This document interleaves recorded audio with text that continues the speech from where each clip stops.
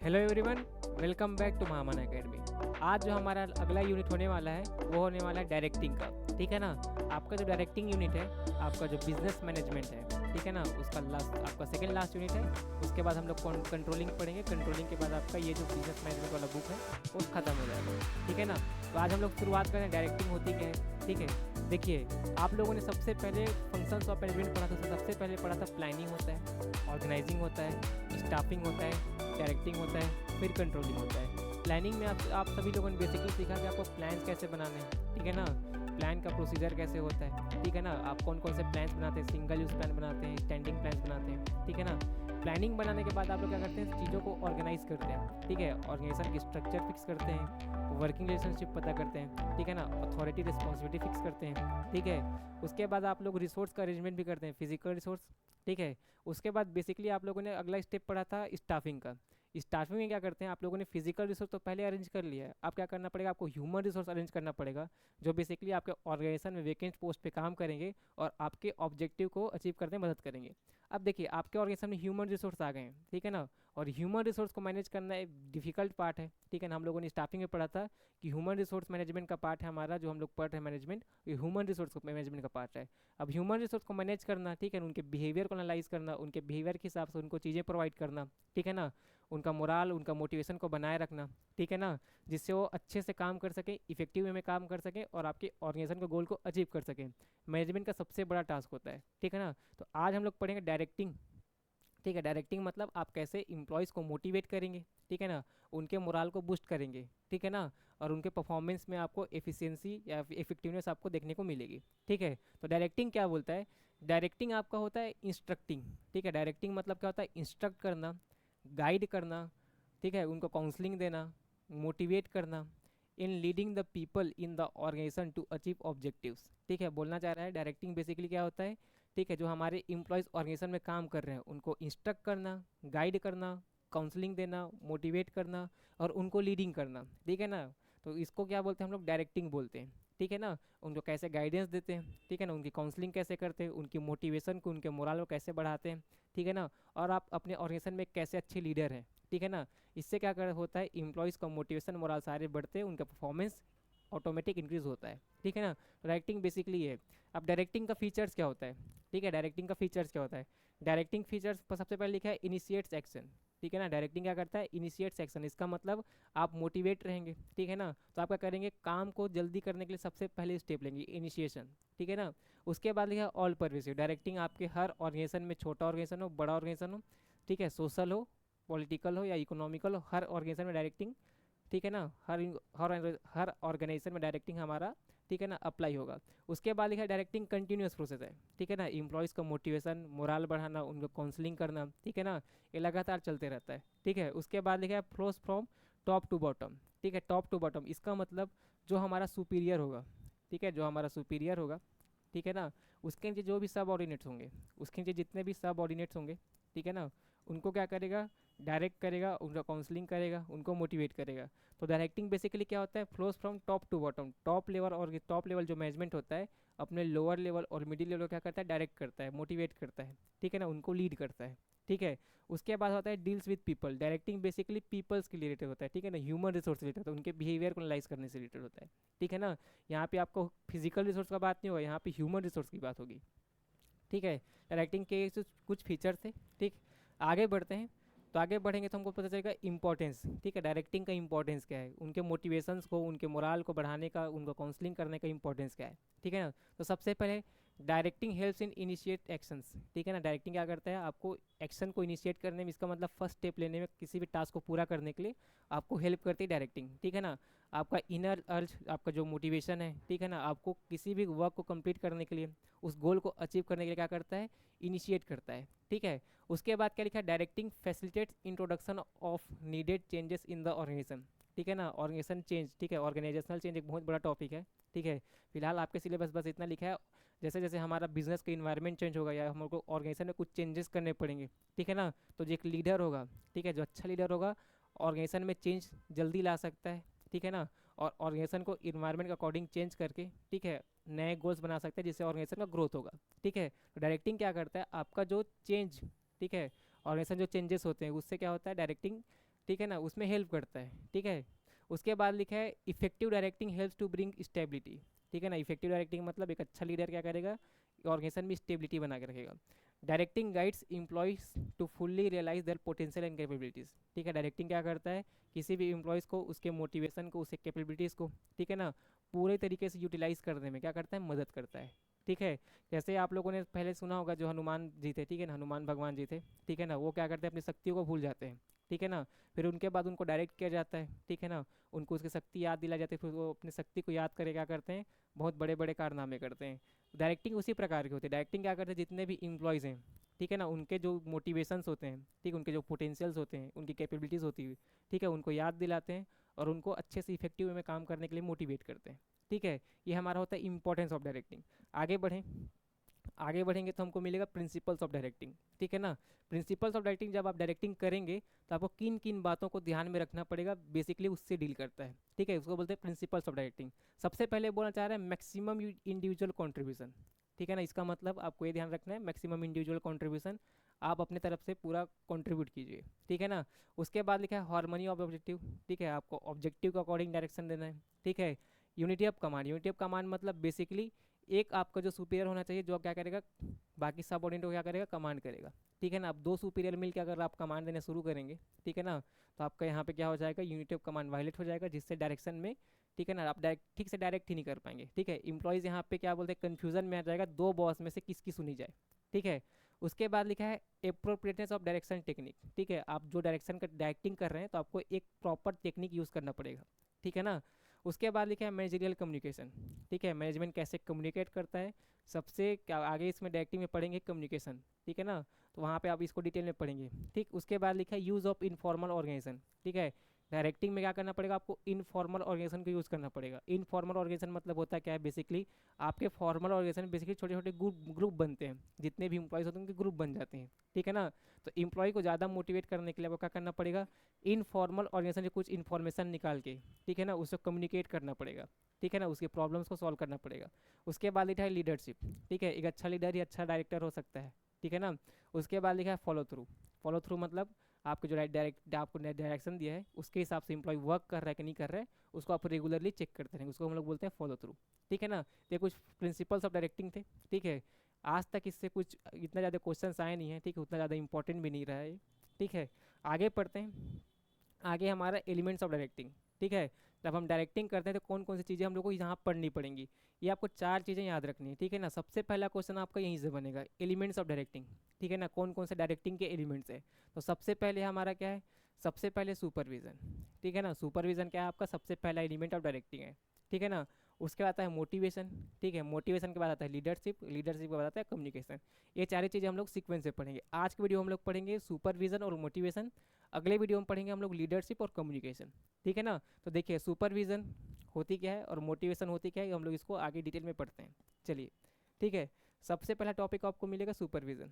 ठीक है, सुपरविज़न मतलब क्या होता है, देखिए सुपरविज़न मतलब होता है it means overseeing what is being done by subordinate in giving instruction to ensure optimum utilization of resources and achievement of work target। इसका मतलब बोलना चाह रहा है आपने जो एम्प्लॉयज़ को वर्क दिया है, ठीक है ना, उसको आप क्या करेंगे, प्रॉपरली रेगुलरली चेक करते रहेंगे कि वो जो आप टास्क दिए हैं उसको एम्प्लॉय रेगुलरली परफॉर्म कर पा रहा है कि नहीं कर पा रहा है, उसको हम लोग बोलते हैं ओवरसीइंग। ओवरसीइंग मतलब उस पर आप नज़र रखेंगे कि एम्प्लॉय कौन सा टास्क, ठीक है, जो आपका सब ऑर्डिनेट है, ठीक है ना, जो आपने इंस्ट्रक्शन दिए उसको फॉलो कर रहा है कि नहीं कर रहा है, उसको बोलते हैं सुपरविजन। ठीक है, उसके काम पे आप क्या करेंगे, नज़र रखेंगे। ठीक है, अब सुपरविजन का इंपॉर्टेंस क्या है, सुपरविजन करना क्यों जरूरी है। ठीक है, जो सुपरवाइजर होता है घूम घूम के देखते रहता है जितने भी हमारे वर्कर्स हैं, ठीक है ना, ठीक से काम कर रहे हैं कि नहीं कर रहे हैं, उनको कोई प्रॉब्लम्स तो नहीं आ रही है। ठीक है, वही बेसिकली वही सुपरविजन होता है जो सुपरवाइजर करता है। ठीक है, और सुपरविजन क्या करता है, देखिए supervision maintains day to day contact, ठीक है, contact and maintenance friendly relationship workers.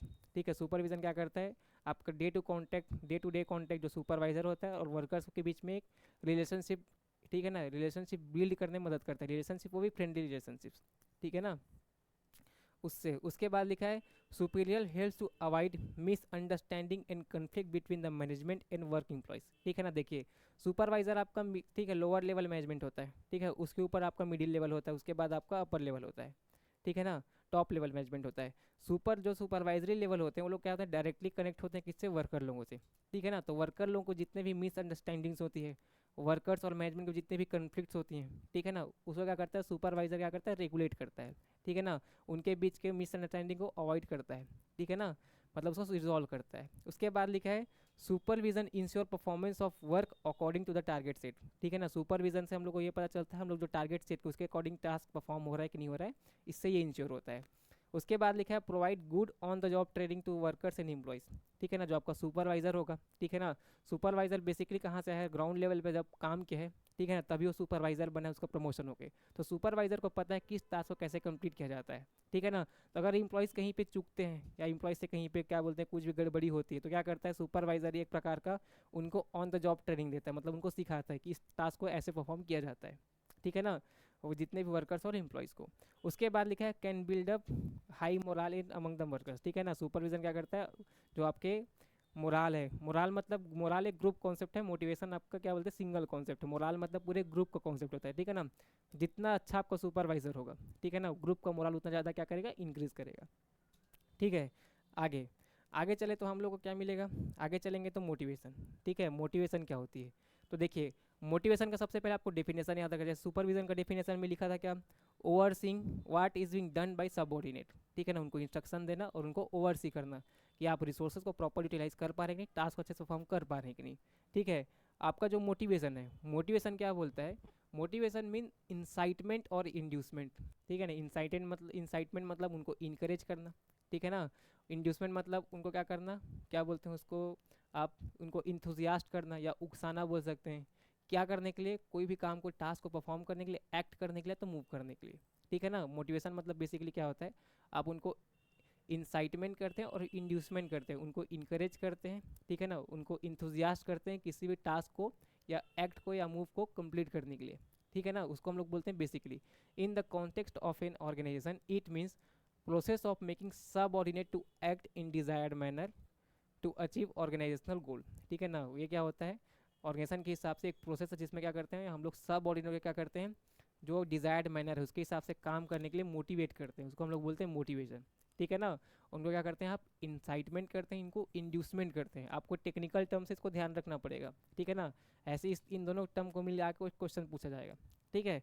आगे लिखा है मोटिव क्या होता है, मोटिवेटर्स क्या होता है, ठीक है ना, मोटिव क्या होता है, motive is a inner state that energise activates और moves in direct behaviour toward organisational goal, ठीक है, बोलना चाह रहा है मोटिव क्या होता है आपका इनर स्टेट होता है, ठीक है ना, जो आपको क्या करता है एनर्जाइज करता है, ठीक है, जो ऑर्गेनाइजेशन का गोल है, ठीक है ना, उसको आप पूरा कर सके, ठीक है ना, वो आपका मोटिव होता है, ठीक है।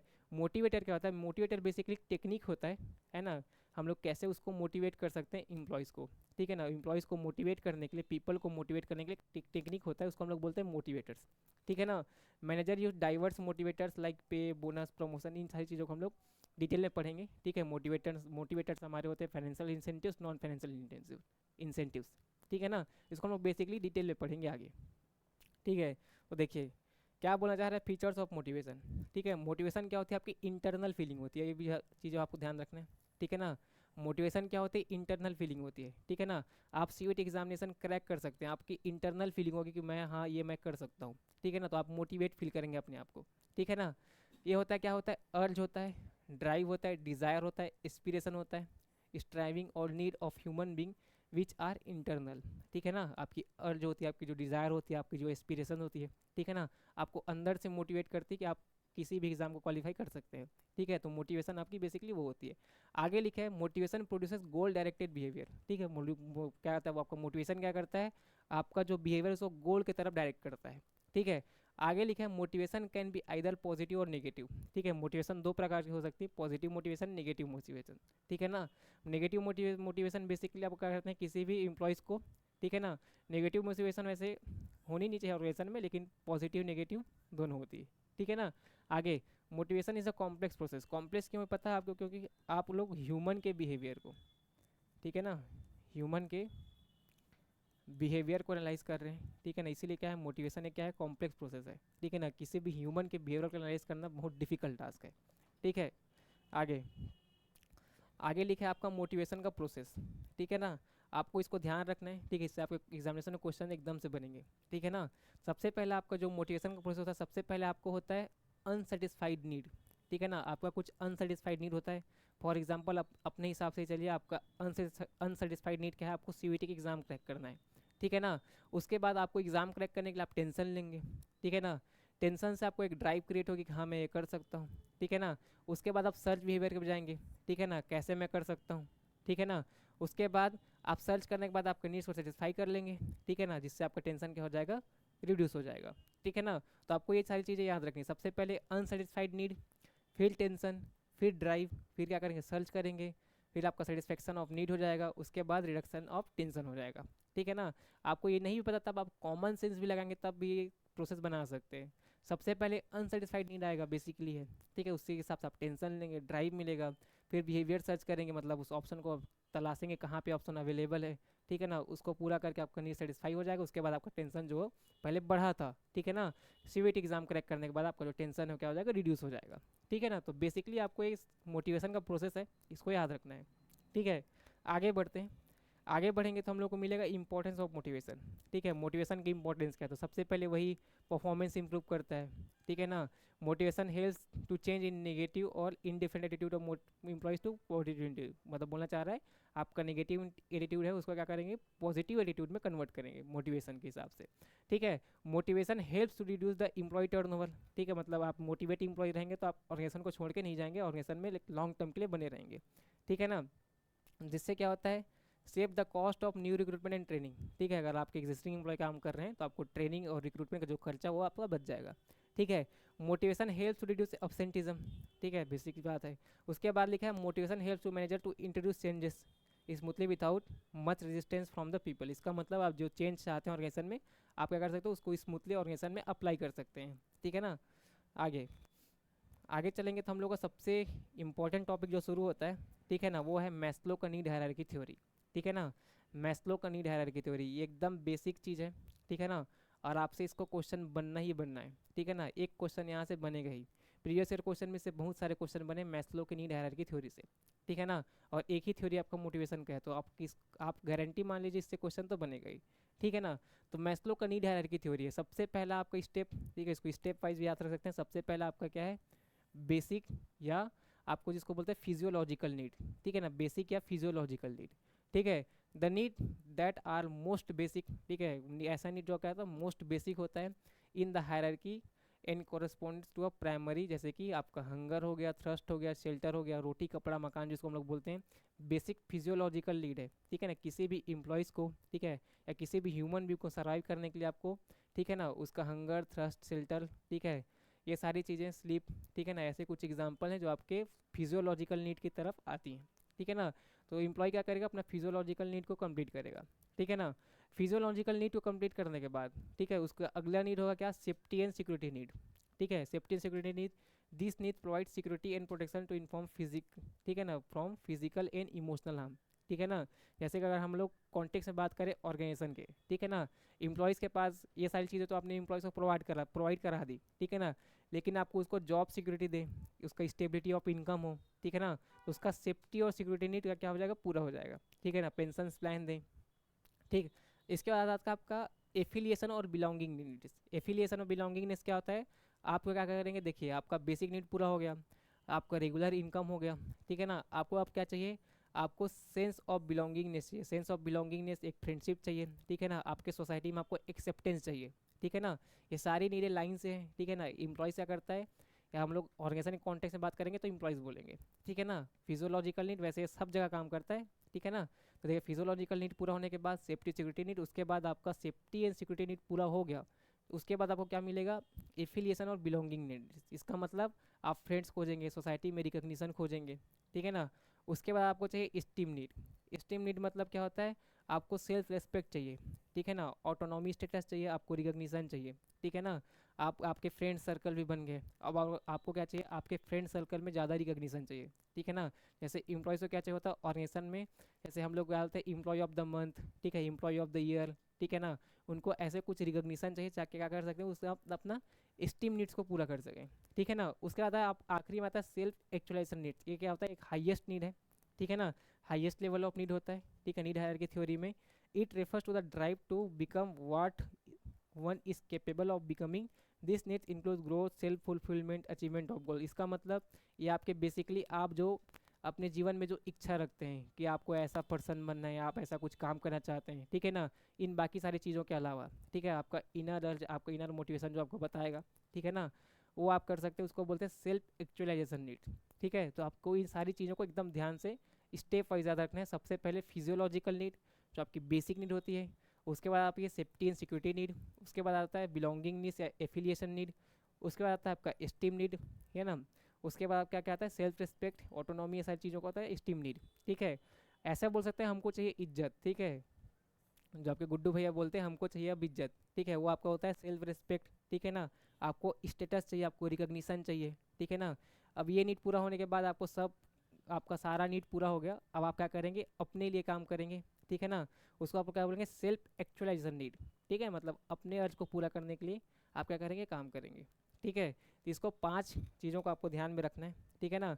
अब बेसिक चीज़ें आपको ध्यान में रखेंगे, आपके क्वेश्चन सॉल्व हो जाएंगे, ठीक है। अब देखिए, जो आपका मैस्लो का नीड हायरार्की थ्योरी है उसका कुछ बेसिक अजम्पशंस हैं, ठीक है ना। सबसे पहला अजम्पशन बोलता है जो behaviour of people is based on their needs, satisfaction of such need influence their behaviour, ठीक है। इसका मतलब जो आपका जो नीड हायरार्की थ्योरी में जो भी हमारे पीपल हैं, ठीक है ना, उनका जो नीड है उनके बिहेवियर पे डिपेंड करता है, ठीक है ना। अब किसी का नीड अलग है तो उसका बिहेवियर कुछ अलग होगा, ठीक है, उसके बिहेवियर के अकॉर्डिंग उसके नीड होंगे, ठीक है ना। और आपका जो बिहेवियर, आपका जो नीड पूरा जब होते जाएगा, आपका सेटिस्फेक्शन लेवल बढ़ते जाएगा, ठीक है। People need are hierarchical in order, बोलना चाह रहे हैं पीपल का जो नीड है हायरार्की में है, मतलब फिजियोलॉजिकल, फिर सेफ्टी, ठीक है, एक हायरार्की में है, जिसमें क्या होता है स्टार्टिंग बेसिक नीड से होता है, ठीक है, और हायर लेवल नीड्स तक जाता है, ठीक है। उसके बाद क्या होता है, satisfied need can no longer motivate person, ठीक है ना, मतलब सेटिस्फाइड नीड अगर पूरा हो गया, आप उसको मोटिवेट नहीं कर सकते। फॉर एग्जांपल अगर मान लेते हैं किसी भी एम्प्लॉयज़ को आपने फिजियोलॉजिकल नीड प्रोवाइड कर दी, ठीक है ना, अब उसका अगला नीड है सेफ्टी एंड सिक्योरिटी नीड, ठीक है। अगर आप बार बार उसको फिजियोलॉजिकल नीड प्रोवाइड करेंगे, ठीक है ना, तो उसका क्या होगा, उसका सेटिस्फेक्शन इंक्रीज नहीं होगा, उसको हायर लेवल का जब आप नीड नहीं देंगे, ठीक है ना, तब तक उसका क्या बोलते हैं इस वाले नीड पे वो अटके रहेगा, ठीक है ना, उसको लगेगा मेरे सेफ्टी एंड सिक्योरिटी है ही नहीं, ठीक है।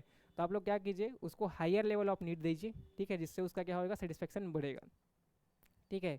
उसके बाद लिखा है person move to the next higher level of the hierarchy only when the lower level need satisfied, ठीक है।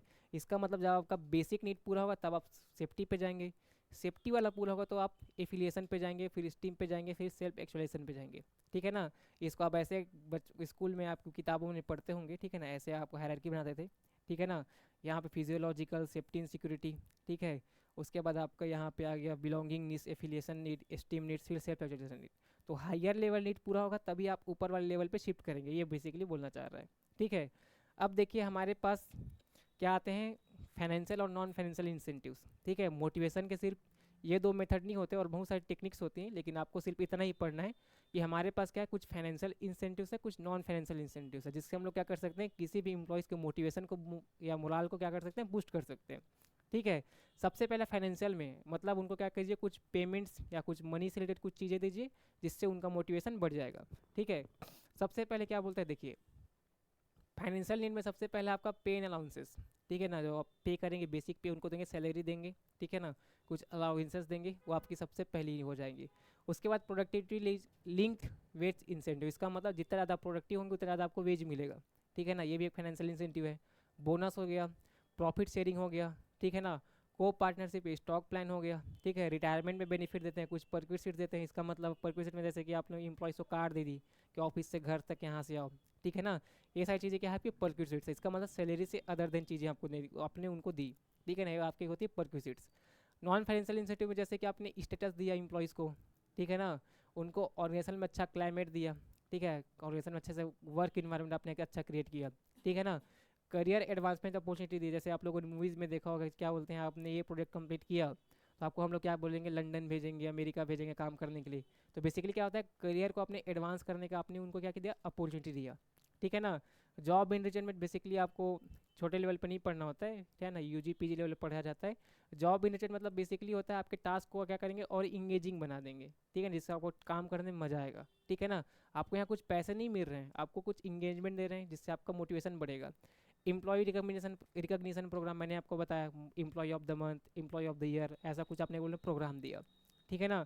जॉब में सिक्योरिटी दी, इसका मतलब उसका जॉब क्या बोलते हैं, जॉब को स्टेबिलिटी दिया, ठीक है ना, आपको जॉब से कहीं बाहर नहीं निकालेंगे कभी भी, ठीक है, आपका सिक्योर जॉब है। तो उसका मोटिवेशन बढ़ेगा, ठीक है ना। इम्प्लॉयज़ पार्टिसिपेशन बेसिकली क्या होता है, जैसे आप लोग इम्प्लॉयज़ को क्या करेंगे, डिसीजन लेने में, डिसीजन मेकिंग में क्या करेंगे, उनको पार्टिसिपेट करेंगे, इम्प्लॉय का सजेशन मांगेंगे, ठीक है ना, कि आप इस पॉइंट ऑफ व्यू पे या इस प्रॉब्लम से कैसे रिएक्ट करना चाहते हैं। इम्प्लॉय के सजेशन को क्या करेंगे, आप सुनेंगे। इसको हम बोलते हैं इम्प्लॉयज़ पार्टिसिपेशन, इसको बोलते हैं वर्कर्स पार्टिसिपेशन इन मैनेजमेंट, ठीक है ना, इस नाम से भी जाना जाता है, ठीक है। तो ये हमारी कुछ थ्योरी चीज़ें थी आज की। अब हम लोग चलते हैं प्रीवियस ईयर क्वेश्चन पे। जैसे हम लोगों ने देखा कि हम लोगों को क्या क्या मिलेगा प्रीवियस ईयर क्वेश्चन में, ठीक है। सबसे पहला क्वेश्चन बोलता है, देखिए, which one of the following is the process of incitement और इंड्यूसिंग अ सबऑर्डिनेट, ठीक है ना। आपको दो वर्ड मैंने बताया था, इंसाइटमेंट और इंड्यूसिंग, ठीक है ना।